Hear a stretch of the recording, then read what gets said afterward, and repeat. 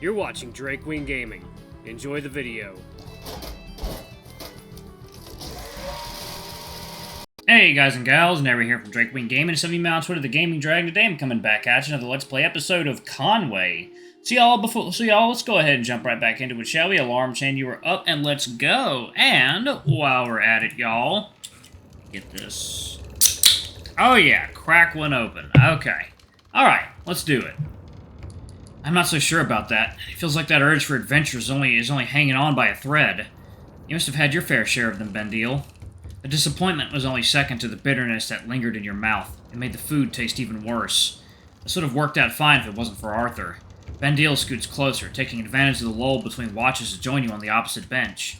As close you can spot a few familiar faces begin to trickle in, but judging from food on display, they're in no rush for Bandile to finish with you. Oh, of course. I may not be up on deck or clambering up the sails with the sea breeze coursing through my fur, but I've met plenty of people in my travels. You don't strike me as someone that quits on their dreams. If you did, you wouldn't have set foot on the ship in the first place for the reasons you did. You talk like you've seen a lot of the world. You temper your tone, hoping your questions don't come off as rude or condescending. It's just hard to imagine, given you've only ever seen the hair busy in the kitchen below deck. Food's one of the world's greatest uniters, James. It brings the world to you, and you to the world. Bandile leans forward and holds his head in his paws, a dreamy expression flickering over his eyes. How else could a cook like me come to be so far from home? Perhaps my dreams aren't particularly grand, but it's fascinating to discover the world as a cook. Sometimes you've just got to push through, despite what the rest of the world tells you. You'll make a fine sailor, I'm sure. No offense, but I don't think you're the best to advise when it comes to sailing. You don't want to sound ungrateful for his company, but there's a fine line between hope and senseless optimism. You don't really want to discover the cheery hair on the ladder. Of course not, but it's in the spirit I give such advice. Before you can say anything more, Samuel walks over and sits down by your side, having been served his ration by another member of the galley with Regia in tow. The maned wolf acknowledges your presence with a terse huff, the usual scent of their fur smelling heavily salt water. Look who it is, Raj.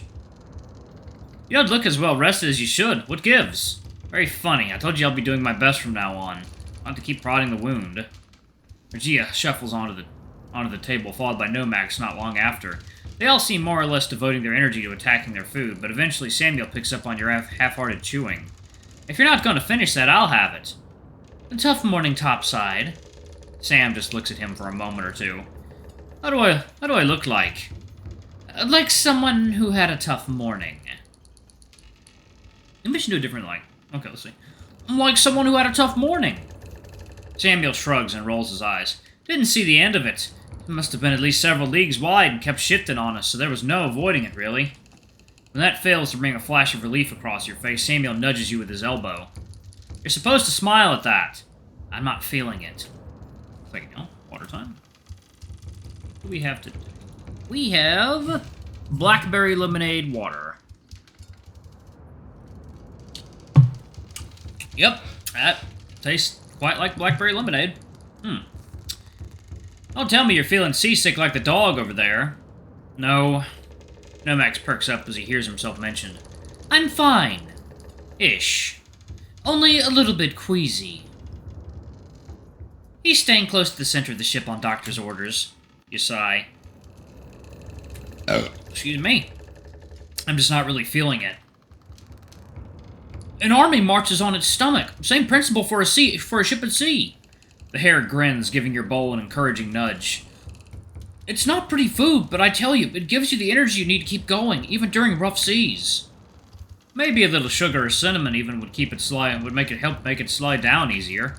Samuel chews away, working through the mush of peas with evident practice. Yeah, well, and you better become the gentleman if you want either of those damn it. What a frickin' yawn. You want either of those over molasses?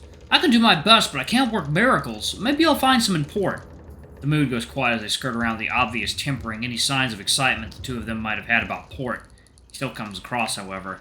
Hopefully we'll get a decent budget to purchase supplies with this time. The hare shrugs. Yeah, I doubt our smartly dressed friend over there is overly thrilled. You probably should go to see him. Is he eating with you today? Not with a gentleman? Yes, I prefer to stay here rather than go to their cabin in the back. The hare nods, shooting off to tend to him and prepare Nomak's ration of the crew's breakfast. I hope you don't mind the simpler fare. It'll fill you up either way, though. I will happily take it over expelling what I eat into a bucket. Samuel even slides up against you, patting you on the back gently. How are you holding up? What do you think? Samuel looks over to Regia, catching their eye. I get it, but seriously. You think it's the first time ever a landsman has fallen asleep on weather watch, or that a ship has been caught in a storm. They're shunning me. Now it's not just Arthur, but the others as well. Doesn't feel like it'll become any easier to convince him now. He complained, pointing out the sullen nature of the rest of the crew. No, they're shattered from having to jump to it and fight with the storm all morning just to stay on a safe course. You hopped back in early while they had to finish the remaining sails. Not saying that you stopping early was wrong, of course, but it means you missed the rough stuff. Take it from me. But also, you can't just keep fucking moaning about Arthur, man. He takes your half-empty bowl and begins hovering up your leftovers. As a friend, I'm with you. He sighs. As a sailor, you stop the bitching and moaning and just get on with it. I told you I'd help by talking with him, so you'll have to actually do your part and behave like the sailor you want to be. I'm sorry. I know. He pauses, ears twitching. Reluctantly, he pulls his bowl back in front of him and starts chewing away once again this time.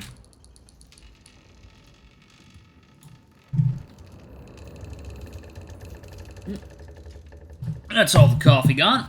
Alrighty. You consider quietly finishing the remaining spoonfuls of breakfast before another shuddering taste of gruel leaves you wishing for any distraction.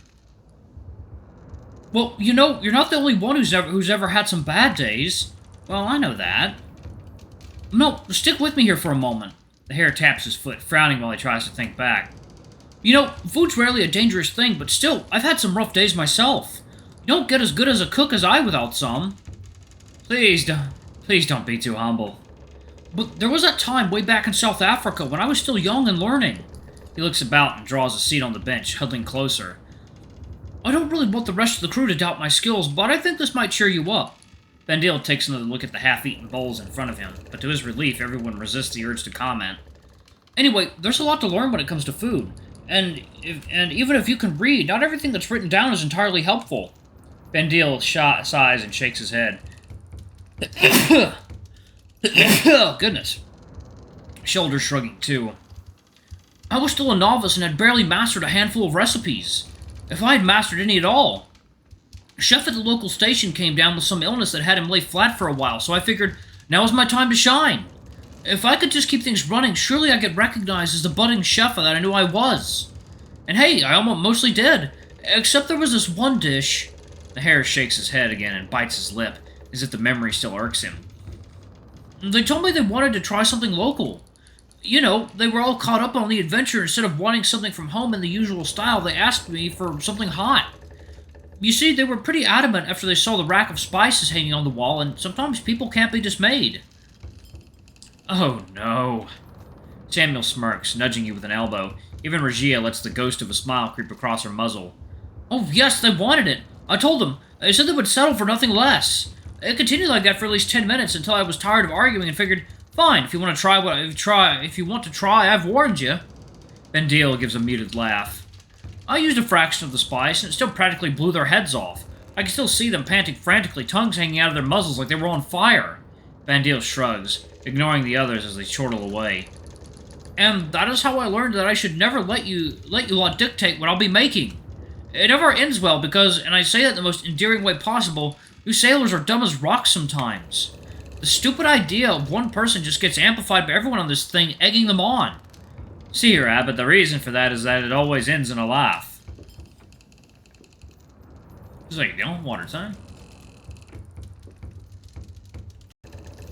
Alright, guys and gals, and we are back. Okay. Alright, pillow. Alright. Someone will do something stupid and we all got to laugh about it. That's the reason why you always egg on stupid decisions like that. We don't exactly have much else to do for entertainment, do we? But what's odd is that's not what irritates me most about the memory. What is it then?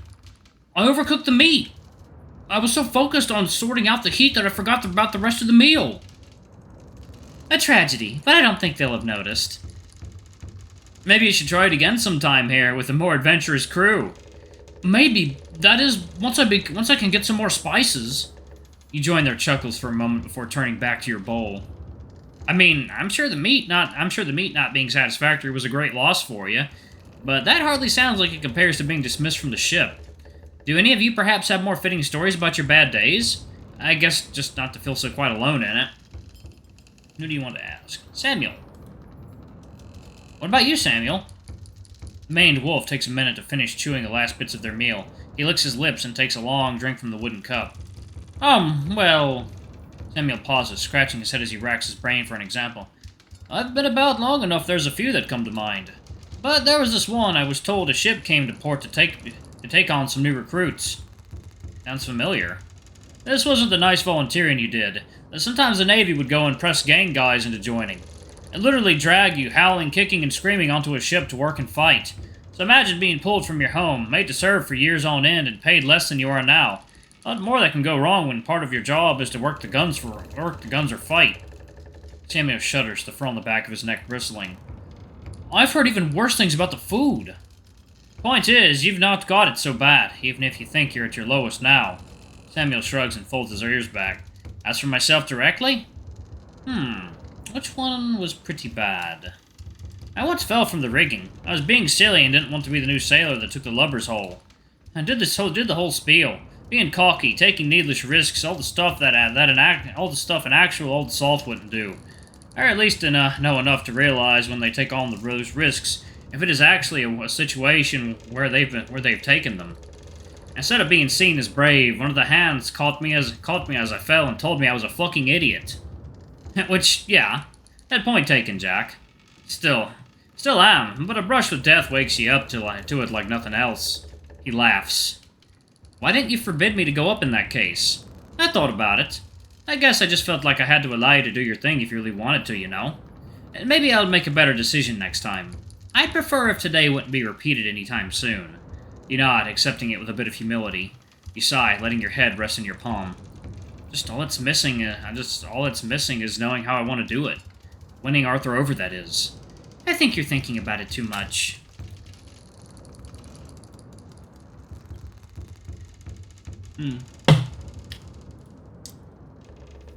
There's not going to be any one plan that you can execute to fix it all. It's not how you get into people's good graces.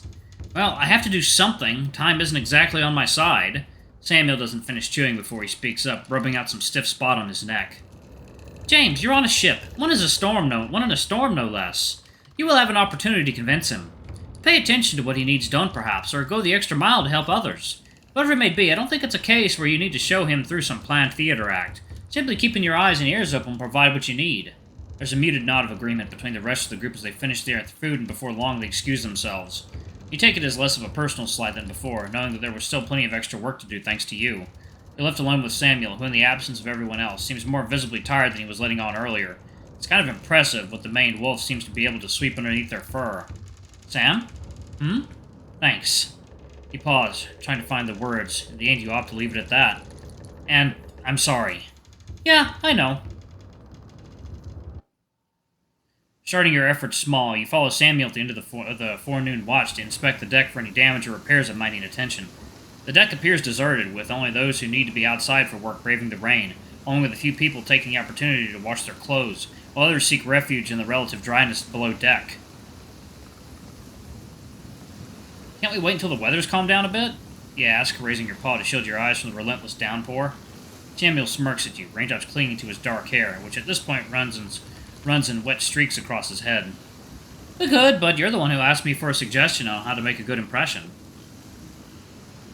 Alright, looks like, I'm going to go ahead and leave it right there. Thank you all so much for watching. Don't forget to like, comment, subscribe, ring that notification bell, and check out our Patreon if you can. It always helps. Before I go, I'm going to have a quick shout out to our lovely bronze tier patrons. Thank you all for what you do for the channel. We greatly appreciate your support.